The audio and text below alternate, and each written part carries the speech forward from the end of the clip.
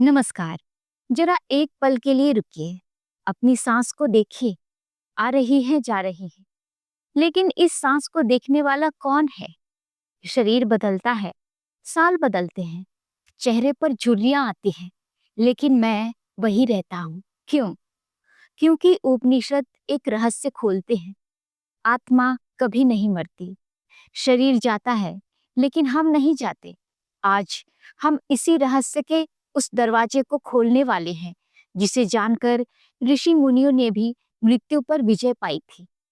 हम मृत्यु को अंत समझ लेते हैं, पर उपनिषद का कहना है कि मृत्यु परिवर्तन है, समाप्ति नहीं है। जैसे कपड़ा अगर पुराना हो जाए तो नया पहन लेते हैं, वैसे ही आत्मा भी एक शरीर छोड़कर दूसरा धारण कर लेती है। मिट्टी से घड़ा बनता है, घड़ा टूट जाए तो क्या मिट्टी मर गई? नहीं ना। ठीक ऐसे ही शरीर टूटता है, पर आत्मा अपनी यात्रा जारी रखती है। मृत्यु कोई अंत नहीं है, यह सिर्फ एक दरवाजा है, एक कमरे से दूसरे कमरे में जाने जैसा। उपनिषद कहते हैं कि आत्मा जन्म नहीं लेती, आत्मा बढ़ती नहीं, आत्मा घटती नहीं, आत्मा मरती नहीं। इसीलिए उसे अजर, अमर, अविनाशी कहा गया है। अगर आत्मा मरती होती तो सोचिए दोस्तों, यादें कहाँ जाती? अगर आत्मा खत्म हो जाती तो जन्म जन्मांतर के संस्कार कैसे आते? एक बूंद को देखिए। बूंद समुद्र से अलग हो सकती है, पर उसकी असलियत पानी ही रहती है। हमारी आत्मा भी वैसी ही है, ब्रह्मांड से अलग दिखती है, पर उसकी असलियत वही ब्रह्म है। शरीर को दुख लगता है, भूख लगती है, ठंड लगती है, लेकिन आत्मा आत्मा को न भूख लगती है, न प्यास लगती है, न उसकी कोई उम्र है। उपनिषद एक खूबसूरत उदाहरण देते हैं। शरीर दीपक की लौ है और आत्मा वह प्रकाश जो दीवार पर फैल जाता है। लौ बुझ सकती है, पर प्रकाश वह यात्रा करता रहता है। यही आत्मा है।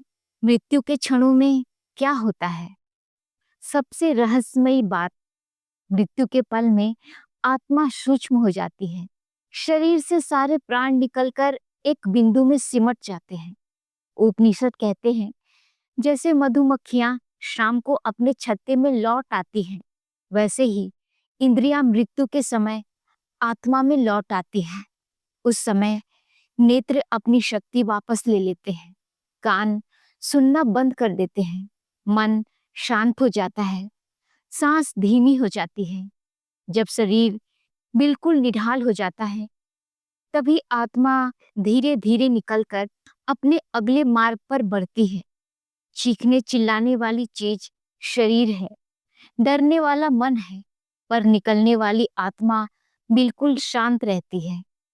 दोस्तों, अब हम समझते हैं कि आत्मा किन दो मार्गों पर जाती है। उपनिषद में दो रास्ते बताए गए हैं। पहला देवयान मार्ग और दूसरा पितृयान मार्ग। देवयान मार्ग यानी प्रकाश का मार्ग, यह उन लोगों का मार्ग है जो साक्षी भाव में जीते हैं, जिनका मन शुद्ध है, जिन्हें सत्य की खोज है, जो ध्यान और सत्य को जीवन मानते हैं। ये आत्माएं सूर्य के प्रकाश से आगे बढ़ती है, देवताओं के लोकों से होकर ब्रह्मलोक तक पहुंचती है। यह मुक्ति का मार्ग है। अब दूसरा है पितृयान मार्ग यानी पुनर्जन्म का मार्ग। यह साधारण आत्माओं का रास्ता है।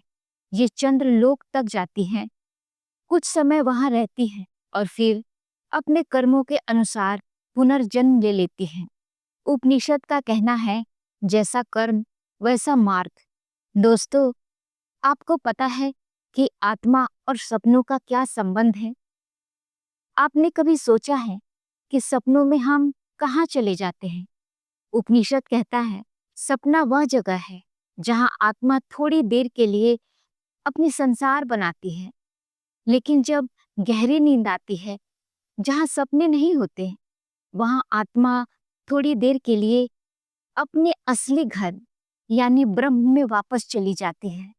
इसीलिए गहरी नींद के बाद हम तरोताजा महसूस करते हैं, सोचिए, अगर कुछ मिनट की गहरी नींद इतनी शांति देती है, तो आत्मा की असली पहचान कितनी उज्जवल होगी। आत्मा क्यों नहीं मरती?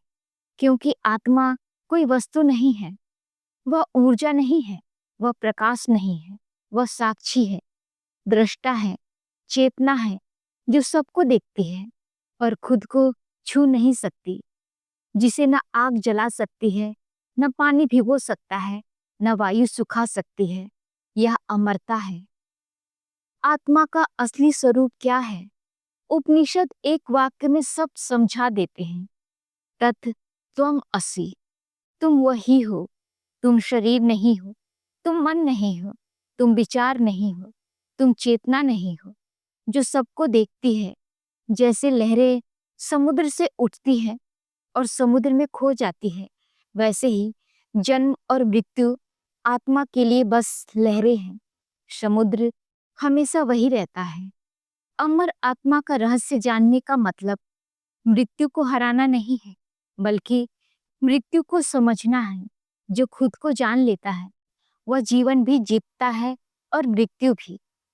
क्योंकि जब यह बात समझ में आ जाती है कि मैं कभी नहीं मरता, तो जीवन में बचता क्या है? सिर्फ प्रेम, सिर्फ शांति, सिर्फ अनंत आनंद। बस यही उपनिषद का संदेश है। आत्मा अमर है और वह तुम हो। आत्मा को जानना खुद को जानना है। बाहरी दुनिया पर विजय पाने से बड़ा है भीतर पर विजय पाना। एक बार आत्मा का रहस्य जान लिया जाए, तो कोई दुख, कोई हार, कोई मृत्यु इंसान को छू नहीं सकती। याद रखिए, हम शरीर नहीं है, हम आत्मा है और आत्मा ब्रह्म के समान अनंत है। अगर आप इस यात्रा को सच में महसूस कर पाए हो, तो दोस्तों कमेंट में लिखिए, मैं आत्मा हूँ। दोस्तों, जानकारी अच्छी लगी हो तो लाइक कीजिएगा, चैनल को सब्सक्राइब जरूर कीजिएगा और हाँ, अपने दोस्तों में भी शेयर कीजिएगा। प्लीज दोस्तों, आपका एक लाइक, एक सब्सक्राइब, एक कमेंट, एक शेयर किसी को एक कदम आगे बढ़ने की प्रेरणा देता है। मिलते हैं एक और नए रहस्य के साथ अगले अंक में। नमस्कार।